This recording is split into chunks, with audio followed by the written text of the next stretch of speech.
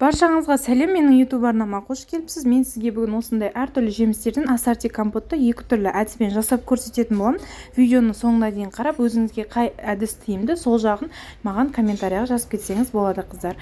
Ең алдымен банкаларды жақсылап жуып, осылай парттап алатын боламыз. Міндетті түрде таза жуып парттау керек. Кейіннен менде бұл жерде алма, шие және де слива, қара өрік.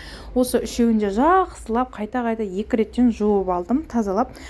Енді жаңағы партталған дайын банкаларға бірінші қара өрікті, кейіннен шиені және де алманы рет-ретімен саламыз. Мен бұл жерде 3 литрлік банкаға жауып жатырмын. Сіздер 2 литрлікке жапсаңыздар болады. Және де қыздар, крышкасында міндетті түрде қайнаған суға салып, бір қайнатып алуды ұмытпаңыздар. Осылай дайындалып болғаннан кейін мен өте көп су қайнатып жатырмын, өйткені менде көп мөлшерде банка жауылып жатыр.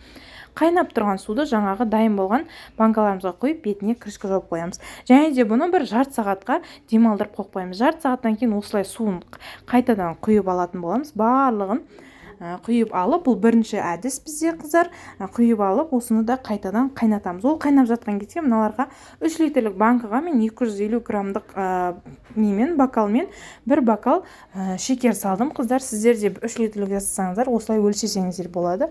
Міне енді қайнаған судаларымызды қайтадан құйып шығамыз. Барлығына ыстық қайнап тұрған күйінше бұл басылып қалмасын. Және де қыздар, естеріңізде болсын, дәл осы ыстық кезінде бетіне крышка жауып, бұрап жауып тастау керек, қыздар. Міндетті түрде ыстық күйінде жауып тастау керек. Жақсылап осылай крышканы айналдырып, дұрыс жабылған тексеріп, міндетті түрде жауып қойыңыздар, қыздар.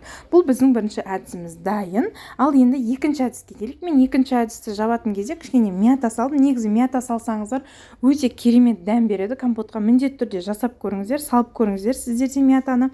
Енді бұларға ешқандай су құймай тұрып, бірден шекер салатын боламыз. Дәл жаңағыдай айтқанымдай 250 граммдық бокалмен бір бокал шекер салып шықтым. Барлығына 250 граммдықпен. Кейіннен осының үстіне барлығын дайындап болғаннан кейін қайнаған суды барлығына бірдей етіп құйып шығатын боламыз, қыздар. Міндетті түрде ыстық күйінде құйыңыздар да үстіне крышканы сразу жабыңыздар.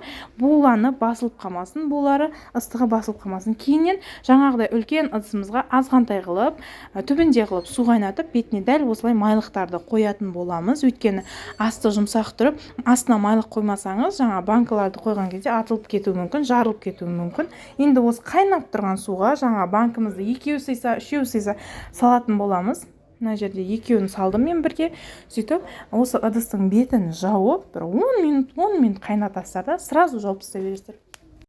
Маған өзіме осы әдіс өте қатты ұнады, себебі уақытты үнемдеуге болады. Біз өте үлкен семья болғандықтан көп қылып жабамыз. Сол кезде үстіне қайнаған суды құйып, кейін 10 минут бірге қайнатып алып жауып тастай беруге болады, қыздар. Өздеріңізге қалаған әдістеріңізбен жапсаңыздар болады. Және де банкалардың барлығын осылай жылы затпен жауып бір түнге қалдырып қоямыз. Қыздар, видеоны соңына дейін көргендеріңіз үшін рахмет. Міндетті түрде арнама тіркеліп алыңыздар.